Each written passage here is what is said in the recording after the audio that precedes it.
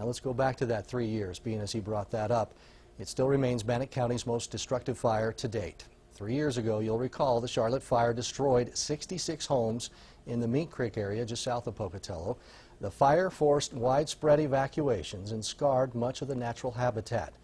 Eyewitness News reporter Luke Jones is live in the Pocatello newsroom tonight for us. Luke, I was there that night. I remember it.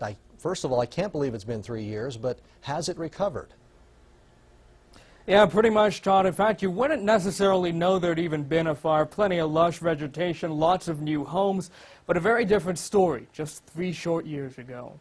Right afterward, it looked like a nuclear wasteland. Just everything was black everywhere. Sean Thorne says he'll never forget the day. You could see all the junipers and stuff just up in flames. He saw his world on fire. It went down this hill, up and around. 3 years later, these scorched trees are all that remain of the Charlotte fire. As Thorne watched it tear through his Mink Creek neighborhood, he says it got as far as the base of the hill his home occupies. The fire was right next to the road. It had to be looked like a 20-foot wall of flame that was just right there. At one point, he says the flames were likely just 200 yards away. I grabbed, my valuables. Thorne, his mother, and his pets had no choice but to flee, spending 3 nights at a friend's house, not knowing what had become of their home.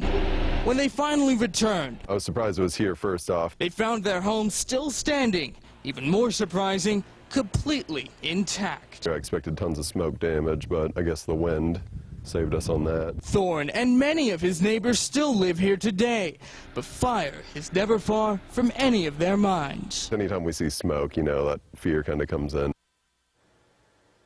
Destructive indeed, but thankfully not deadly. No one died in the Charlotte fire, but 5,000 people did have to evacuate.